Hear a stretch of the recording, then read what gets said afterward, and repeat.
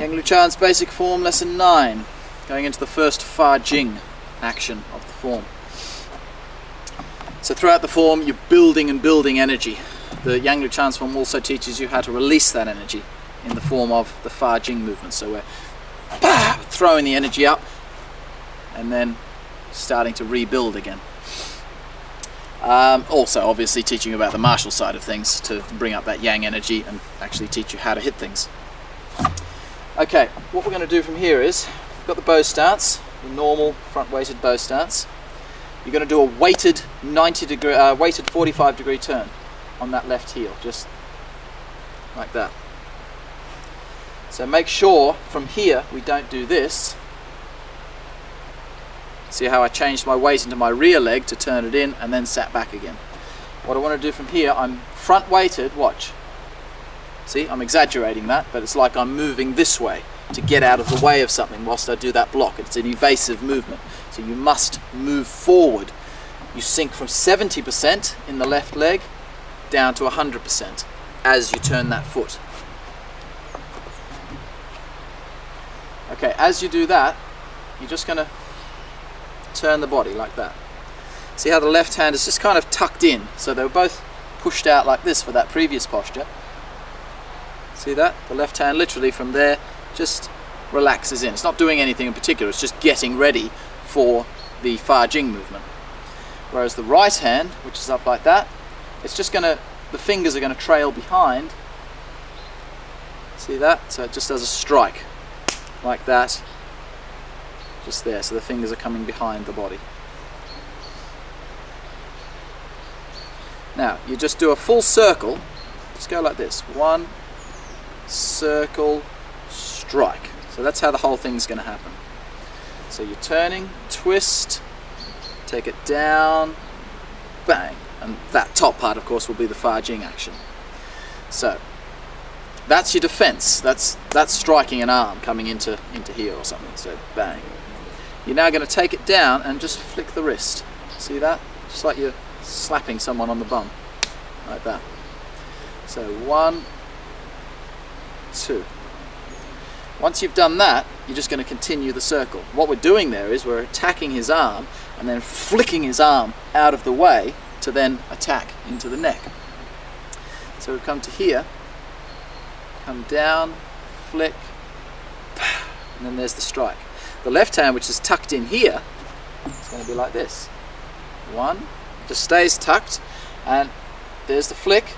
It's still tucked in here, just in your center. Left hand's in the center.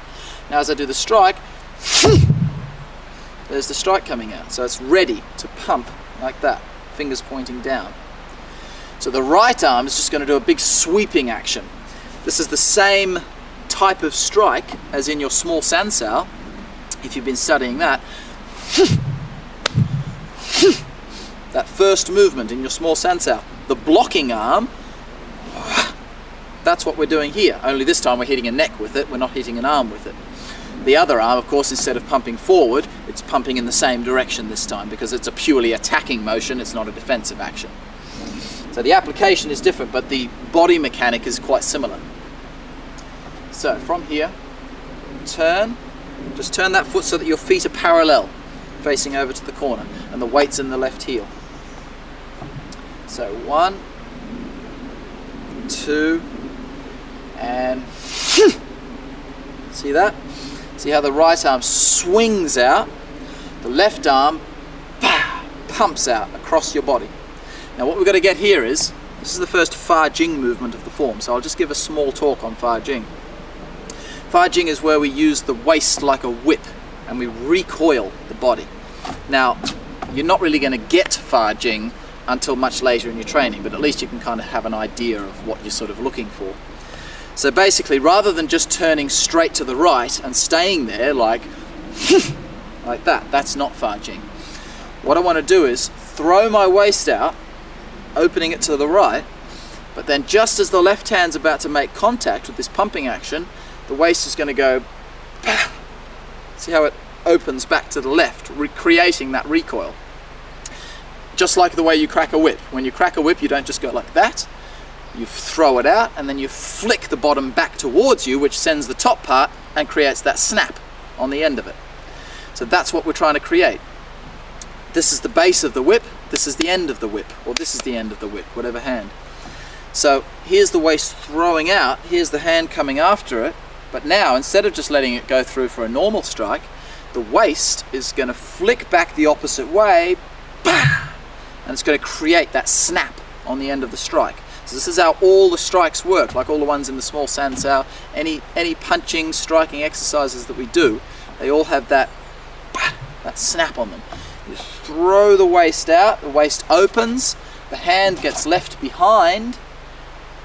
This all happens very, very quickly, of course, but the hand effectively gets left behind, and then just as it's about to make contact, the hip will actually close back in the opposite direction, and the waist. So the waist is going that way, whilst the shoulders are going in the direction of the strike. So you're creating that torque on contact. You're not only gaining more power from that over a close distance, what it's also doing is it creates that recoil. So rather than going and having your punch follow through, we get and your punch recoils naturally. So you throw it out and you're recoiled for something else that might happen. So that's what we're doing here with this first Fa Jing action. Now don't worry too much about trying to get the waist exactly right, because as I say, you really need to train and train and train. It takes a long time. Just think to yourself, okay, I'm going to throw my hands out this way in that action. Think like you're throwing this arm underneath a jaw, like that, taking his head off, and the left hand is coming sort of to this upper rib area here. So that's what you're doing. Now just picture it in your mind that your hands are going to bounce off what they hit. So you're going to go, see that? So I'm not going to go like that and leave them there. I'm going to go, and they bounce off. What? So they recoil themselves. So effectively you're going to throw your waist to the right, and then pull it back to the left. Now the looser your body becomes, your waist will be pulling back to the left while your shoulders are still turning to the right. In the beginning, what will happen is you'll throw everything to the right, bang, it'll make contact, then everything will recoil. And that's okay, that's not too bad. That's working your way to it. However, what we want is to have, rather than 1, 2, that kind of action, we want 1, 2 kind of action. So the connection between the hip and the hand is a delayed effect, so that by the time the hands have caught up to that first turn, the waist is already starting the second turn. So we get, and then we automatically roll into the next movement. Another basic thing just to picture in your mind whilst you're doing that, just try to think about releasing something. So you've come down for here, for this posture, you've built up all the energy. You're going to turn in and just really think to yourself, just think like you're throwing something away from your body when you do that movement. But then the energy keeps going, but your physical body retracts and recoils so that you're ready for the next move. So we get 1, 2, and then back again. See, after that movement, we don't stop there. The recoil finishes here. So we throw it out, and that's where we come back to a slow movement again, and then we carry on for the normal slow moving things. So think of it as that to there is all a faster movement, the explosive movements. So you turn your foot in, you come just past the front, past the north with that hand, so you can circle down and back to here. Making sure that that left foot in particular is facing the corner when you've done the strike, so that then when you come to the next move it'll be in the right positioning. So you're coming into a heel stance.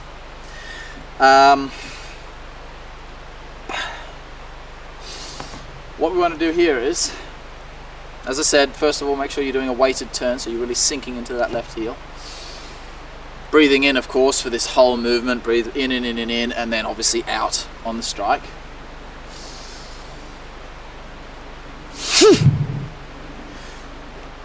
Try to keep your weight in your left leg, effectively. Don't worry if, for instance, when I'm doing it, there's just a little bit of a, see that? It's just a kind of a controlling influence into that right leg, but then straight away sinking back into the left leg. So basically just make sure that you're not going like that and staying, like I'm obviously in my right leg now. When you watch me do it, that's what I'm trying to get. So I do feel a little controlling influence in that right leg, but in an instant, I'm straight back in my left leg because I need to be able to pick that right foot up straight away. In case you've seen other people doing this posture, there is a step in this movement in the advanced forms. We don't just do it on the spot. We do the whole posture. There is an actual slap step with the movement, but do not try that when you're first starting out. It'll just wreck the form because you'll be worrying so much about what your feet are doing, you won't get the explosion happening and you won't get your arms working properly. So don't put the step in until you've at least learnt the whole first third. And really you need to sort of work with your teacher in the case of whoever you might be training with, or if you're solely learning upon these video clips and DVDs, you know, maybe video yourself doing the form and send it to me so that way I can have a look at it, and you'll be able to then, you know, I can advise you as to whether you're ready for carrying on. But a basic guideline would be if you're doing it and you're feeling nice and confident about it, you're feeling loose and grounded, then yeah, you can start adding the step in. But obviously I'm not teaching the step here, so don't try to learn the step just from that one little demonstration that I did. Okay, from there, so you've done your Fa Jing, like that. The strike is obviously with that knife edge of the right hand and with the palm of the left, like that.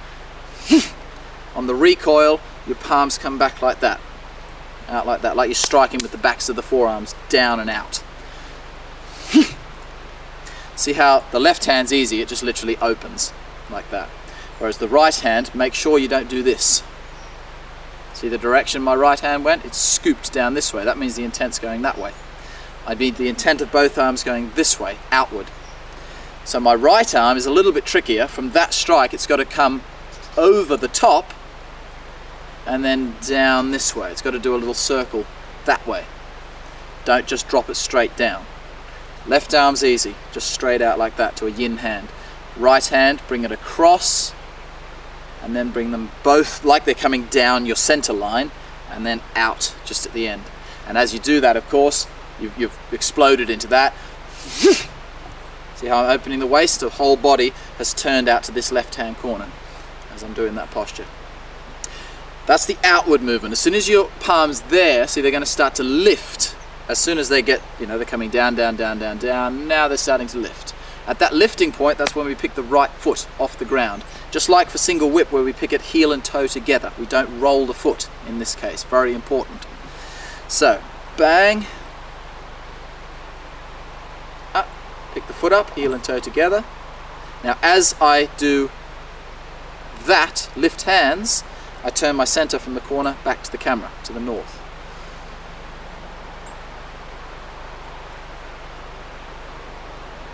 Like that. My right hand is in my center, so I'm not totally squared off. I'm a little bit side on to the posture. I'm not right out here, just like that. This is a heel stance now. Notice the width between my feet. It's half the normal shoulder width, like that. Still with one foot 45 degrees, and that foot's like that. There is a slight bend in this knee. I'm not locking the knee out. Just a little bend in it, and no weight at all. When I touch that heel down, I could pick that foot up if I wanted to. There's no weight in it whatsoever. So from there, you're obviously going to start to breathe in now as you lift up. It's a lifting movement, so we breathe in. Bring the foot across, and now the hands are going to come down the center as you breathe out. So they're not coming in any way up the center, or don't sort of squeeze them in like this. They're coming, if I exaggerate, they're coming around and down. So they're coming crashing down the center line. Breathing in. And just as you start to drop down, that's when you start breathing out. And touch the heel on the ground with a bend in the knee. Obviously this knee is just over the toe.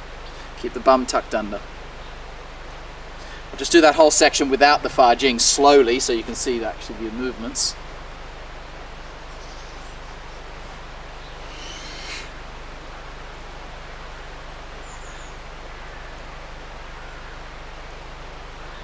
to there. The right hand is slightly yang, the left hand has gone a little, it's still yang, but it's a little bit yes, less yang. It's not up like that. You see, it's a little bit more relaxed than the front hand. Just think like you're chopping down with both your knife edges. Now doing it once correctly.